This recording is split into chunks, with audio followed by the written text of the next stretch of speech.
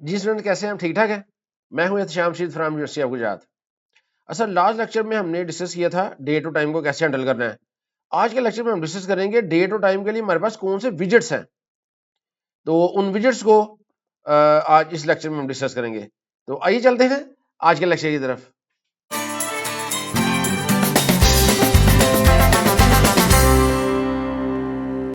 जी student, ये last application थी जो हमने बनाई थी।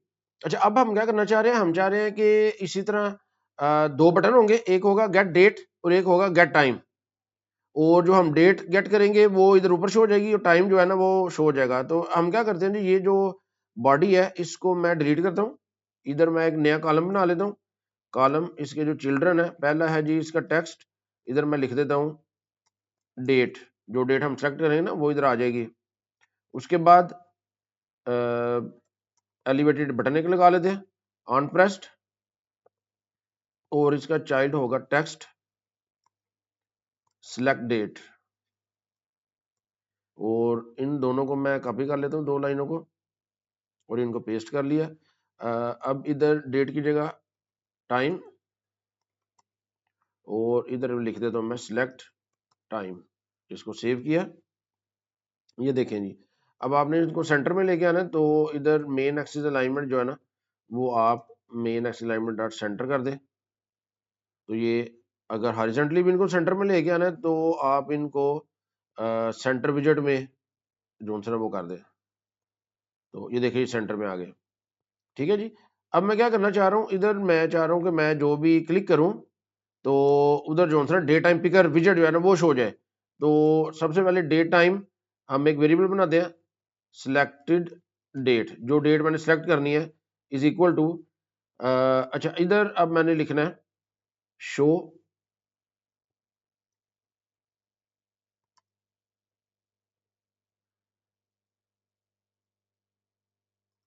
Show that picker. अब शो डेट पिकर लिखूंगा मैं तो ये फंक्शन मेरे पास आ गया। इसको मैं इधर इसकी फॉर्मेटिंग कर लेता हूँ।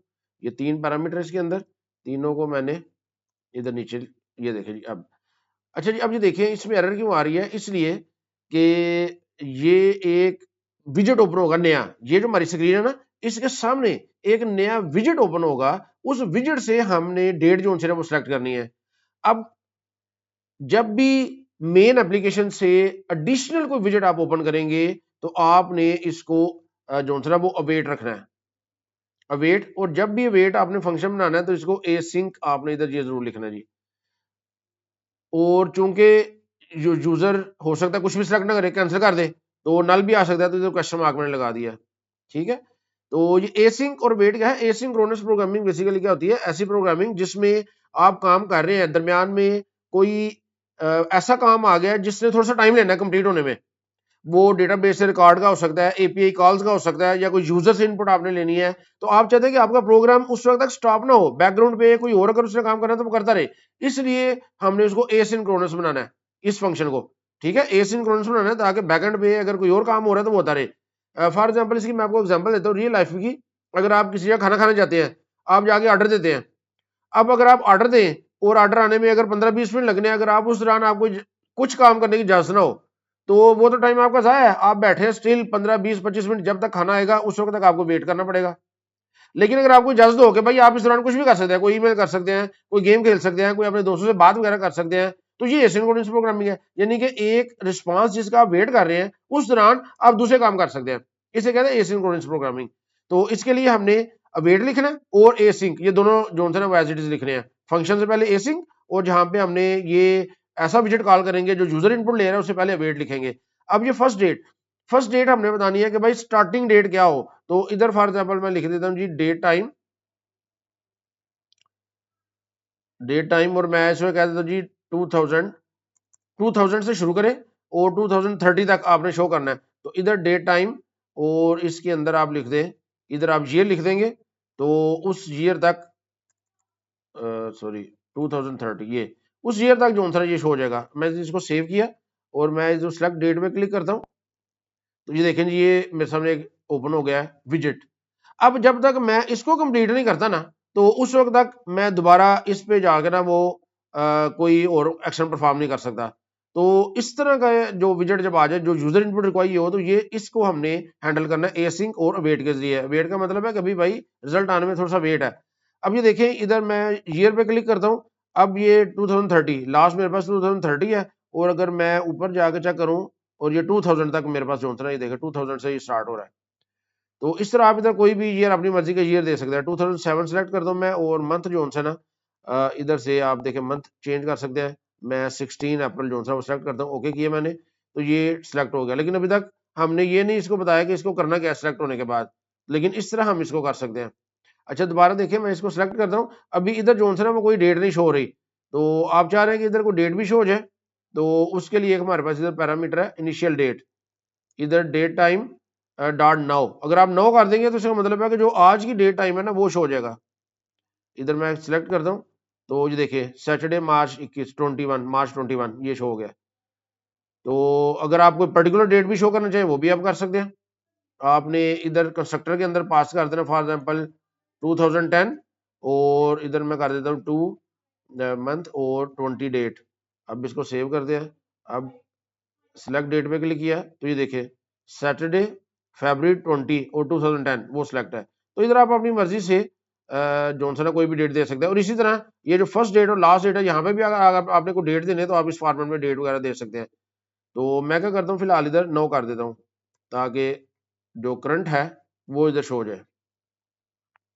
अब मैं चाह रहा हूं कि जो डेट यूजर सेलेक्ट करे वो इधर टेक्स्ट बॉक्स में शो हो, तो उसके लिए मुझे इधर जो है ना वो वेरिएबल बनाना पड़ेगा, डेट टाइम का वेरिएबल, सी डेट यानी कि करंट डेट, और एक मैं बना लेता हूं टाइम। टाइम के लिए मुझे बनाना पड़ेगा time of day, c time. अच्छा अभी देखिए इनकी वैल्यू कोई नहीं है, ये नल लेबल है, नल भी आ सकता है ना, तो मैंने इधर क्वेश्चन मार्क लगा देना, इसका मतलब है कि नल लेबल है। अब नल भी सेव हो सकता है इनमें।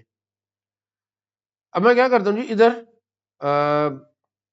मुझे अब जब मैंने स्क्रीन पे किसी विजेट की वैल्यू अपडेट करनी है, तो मुझे करना पड़ेगा सेट स्टेट का फंक्शन जो है वो कॉल करना पड़ेगा। अब सेट स्टेट के अंदर मैं क्या करता हूँ, वो जो करंट डेट है सी डेट इज इक्वल टू, मैं कर देता हूँ ये सिलेक्टेड डेट, जो यूजर ने डेट सेलेक्ट की है उसके बराबर कर देता हूँ। और इसको मैंने किधर सेट करना है, इधर। इधर मैं क्या करता हूँ, इधर डॉलर साइन लगा के, तो मैं इधर लिख देता हूँ सी डेट। अब मैंने सेव किया, तो ये देखिए करंट डेट अभी जो है वो इधर आ रही है, लेकिन मैं सेलेक्ट डेट पे जाके, तो इधर से 17 देखिए 17 मार्च मैंने सेलेक्ट किया, ओके किया, तो 17 मार्च 2026, तो जो डेट आप सेलेक्ट करेंगे वो इधर आ जाएगी। तो इधर मैं जाके फॉर एग्जांपल जी ये जनवरी में कर लेता हूँ, 13 जनवरी, ओके किया, तो 13 जनवरी। तो इस तरह आप इधर शो कर सकते हैं। तो ये फॉर्मेटिंग इसकी आपने लास्ट लेक्चर में देख लिया था कैसे हम कर सकते हैं, वो आपने खुद कर लेनी है। अच्छा जी, ये बाज़ दफ़ा ये लॉजिक इधर अगर ज़्यादा होती जाती है, बढ़ता जाता है ये फंक्शन, तो इसको मैनेज अच्छे तरीके से करने के लिए हम क्या अलग से फंक्शन भी बना सकते हैं।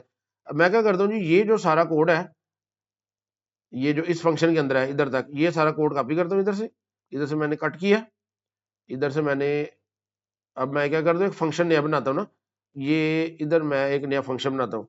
अब मैंने देखिए जी फंक्शन बनाना है, तो ये फ्यूचर फंक्शन होगा। फ्यूचर, फ्यूचर का मतलब है कि इसकी वैल्यू बाद में आएगी, यानी कि जो डेट आपने सेलेक्ट करनी है, जब यूजर ने वो विजेट से डेट सिलेक्शन कंप्लीट करनी है, फिर उसकी वैल्यू आनी है। लिहाजा मैंने इसको फ्यूचर लिखना है, फ्यूचर फंक्शन बनाना है। इससे रिटर्न कुछ नहीं करना, इधर मैंने वाइड लिख दिया। अब इसका नाम गेट डेट रख लेता हूँ मैं, गेट डेट। और इधर जो है ना इस फंक्शन के अंदर मैं कोड ये सारा पेस्ट कर देता हूँ। तो अब ये गेट डेट जो है ना इसको भी एसिंक करना पड़ेगा आपको।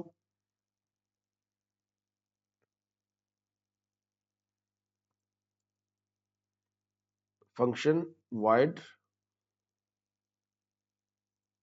Async get date. अच्छा जी, इसमें क्या मसला आ रहा है, हाँ गेट डेट, ये फंक्शन की हमने पैरामीटर्स की ये निशानी नहीं थी लगाई, ठीक है।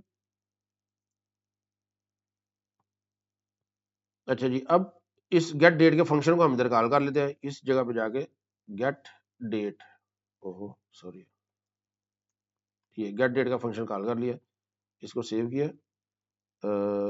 इश्यूज क्या है जी, व्यू इश्यूज। अच्छा जी ये, अच्छा जी ये एरर आ रही थी कि एसिंक हमने इधर नहीं लिखना, ये हमने इधर ब्रैकेट से पहले लिखना था एसिंक। तो अब इस फंक्शन को गेट डेट को हमने इधर कॉल कर लिया जी, गेट डेट को कॉल कर लिया, कंट्रोल सेव किया और इधर मैं सेलेक्ट डेट करता हूँ। तो ये देखिए इधर से मैं ईयर 2027 और संडे 22 मार्च 22 ओके किया। तो ये देखिए 2022 मार्च 2027। तो इस तरह आप इस फंक्शन को बाहर कर ले, ठीक है। अब आपको ये भी पता लग गया कि फ्यूचर फंक्शन क्या होते हैं, ठीक है। कोई भी ऐसा विजेट जिसकी इनपुट यूजर से हमने लेनी है during the running of application, तो वहां पे हमें जो है वो फ्यूचर फंक्शन की जरूरत पड़ेगी। अब अगर इसको मैं सेलेक्ट करता हूँ और इधर से मैं कैंसिल कर देता हूँ, तो इधर देखिए नल आ जाएगा। और अगर आप इधर से डेट सेलेक्ट करेंगे, जो भी ओके करेंगे, तो वो डेट जो उनसे ना वो आ जाएगी।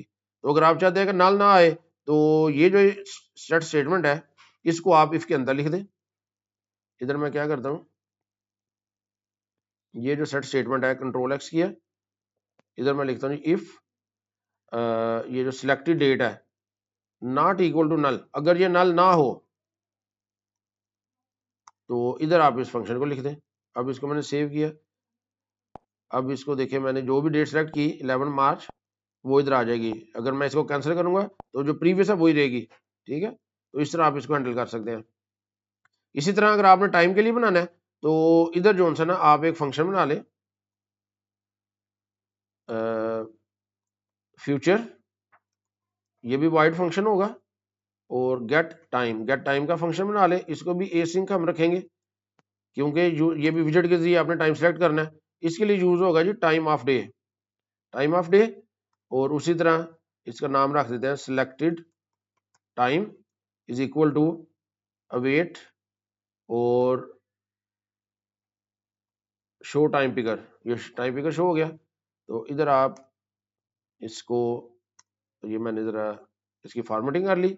इनिशियल टाइम आपने सेट करना है तो आप इनिशियल टाइम सेट कर सकते हैं। उसी तरह time of day dot now, इससे क्या होगा कि इनिशियल टाइम जो है वो सिलेक्ट सेट हो जाएगा। और उसके बाद आप इसको शो करना चाह रहे हैं तो इसी तरह हम जो है ना इधर कर देंगे सेट स्टेट का फंक्शन जो है वो बनाएंगे। इसके अंदर हम क्या करेंगे जी, ये जो सी टाइम है, करंट टाइम जो था, is equal to selected time, selected time के बराबर कर दिया। और यहाँ पे ये सी टाइम हमने लिखा हुआ ना, इस इधर जाके हम कर देते हैं सी टाइम, और इधर हम फंक्शन कॉल कर लेते हैं। इसका नाम हमने रखा है गेट टाइम, गेट टाइम का फंक्शन कॉल कर लिया जी, कंट्रोल एस किया। अब मैं सिलेक्ट टाइम पे क्लिक करता हूँ तो ये देखिए जी ये टाइम सिलेक्शन का जो सा डायलॉग बॉक्स हमारे साथ पास आ गया है। तो सबसे पहले ये आवर्स है, आवर आप सेलेक्ट कर सकते हैं, आप कहते हैं जी 9 आवर्स 9, और उसके बाद ये मिनट्स आ गए, मिनट में कहता हूँ जी 30। और ये आप ए एम पी एम आपने सेलेक्ट करना है, ए एम सेलेक्ट करें, ओके करें। तो ये देखिए टाइम ऑफ डे 9:30 जो है वो आ गया। तो इस तरह आप जो है ना वो इधर शो करा सकते हैं। और अगर इसको आप कैंसिल करेंगे तो नल आ जाएगा क्योंकि आपने इफ कंडीशन नहीं भी लगाई हुई है ना, ये देखें। तो इफ कंडीशन लगाएंगे इस तरह तो फिर ये जो है ना जो प्रीवियस टाइम है वही रहेगा, नल नहीं आएगा। तो ये टाइम में जी एक और ऑप्शन है हमारे पास, इधर टाइम में इधर जो चीज आपको बतानी है वो है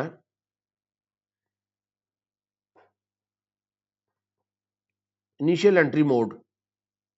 time picker entry mode dot लगाएंगे ना तो हमारे पास दो बेसिकल मोड है, इनपुट और डायल, ठीक है। तो ये डायल है, इसको बाय डिफॉल्ट इसको मैंने सेव किया। तो बाय डिफॉल्ट जो होता है ना ये डायल होता है, ये देखिए ये डायल वाला आपके सामने आएगा। लेकिन अगर मैं इधर करता हूँ डायल के अलावा इनपुट कर देता हूँ डॉट इनपुट, तो इनपुट के लिए देखिए अब सेव किया मैंने तो इसका शेप चेंज हो जाएगी। सिलेक्ट टाइम किया, अब ये इस फॉर्म में आएगा। पहले आप आवर सेलेक्ट कर सकते हैं, अब आपने टाइप करना है इधर, ठीक है। 12 की जगह आप इधर जो है ना वो कर दें फॉर एग्जाम्पल 4, और टाइम मिनट्स जो है ना मिनट्स आप कर दें 57, 57। इधर से ए एम पी एम आप सेलेक्ट कर सकते हैं, इसको ओके करेंगे तो ये टाइम जो है टाइम ऑफ द 16:57 जो है वो आ जाएगा। तो इस तरह आप इनपुट और डायल जो है ना बाय डिफॉल्ट डायल होता है, तो डायल इसको कर देते जी हम दोबारा। तो अब ये इस फॉर्म में आपके पास आएगा, ओके, ठीक है। तो इसके अलावा जी ये डेट में अगर आप करना चाहें, फॉर एग्जांपल आप चाह रहे हैं कि जी ये डायनामिक उसको करना चाह रहे हैं, अभी तो देखिए 2000 लेके 2020 तक है। तो आप चाहते हैं जी करंट डेट से लेके अगले 5 साल तक, जो भी जब भी एप्लीकेशन ओपन हो करंट डेट से लेके अगले 5 साल तक इसमें आ जाए। तो मैं इधर क्या करूंगा, डेट टाइम डॉट नाउ, 9 से क्या होगा, ये इनिशियल टाइम जो है ना उधर से स्टार्ट होगा। तो अब मैं क्या चाह रहा हूँ कि अगले 5 साल तक, तो इधर आप डॉट 9 करें और इसमें डॉट ऐड का एक फंक्शन है वो हम कॉल कर लें, और ड्यूरेशन आप इसको दे दें, ड्यूरेशन डेज आप दे दें। अगर आप इसको दे देते हैं जी 365, तो अब क्या होगा, इसमें 1 साल का एडिशन हो जाएगा। तो अगर देखिए सिलेक्ट डेट मैंने क्लिक किया तो ये 2026 है और ये देखिए 2027, ठीक है, 1 साल तक इसमें आ जाएगा। दोबारा देखें, इसमें मैंने क्लिक किया तो अब 9 से मैंने क्लिक किया ना, 21 से आगे आप इसमें सिलेक्ट कर सकते हैं। इससे पहले वाली देखिए सिलेक्शन नहीं हो सकती क्योंकि आपने 9 लिखा है। अब अगले सारे मंथ जो है वो अवेलेबल है, कहाँ तक, 2027 तक। ये देखिए 2027 तक, और ये 21 मार्च तक जो है वो अवेलेबल है। इससे पहले पहले आप कोई भी एंट्री कर सकते हैं। तो इस तरह आप 1 साल का इसको ड्यूरेशन जो है दे सकते हैं। अब जब भी एप्लीकेशन ओपन होगी तो 1 साल का ड्यूरेशन आ जाएगा। अगर आपने इसको 5 साल करना है तो 365 मल्टीप्लाई बाय 5 कर दें, तो अब ये 5 साल हो जाएंगे। अब मैंने सेव किया, दोबारा सेलेक्ट डेट किया, तो अब ये देखें ये 2031 तक आ गया। तो इस तरह आप डायनामिक भी बना सकते हैं जी डेट को। तो इसी तरह ड्यूरेशन में आप डेज ऐड भी कर सकते हैं और सब्ट्रैक्ट भी कर सकते हैं, वो आप ऑलरेडी देख चुके हैं। तो ये था जी हमारा आज का लेक्चर, जिसमें हमने डेट टाइम विजिट्स को देखा है। उम्मीद है आपको समझ आ गई होगी। शुक्रिया।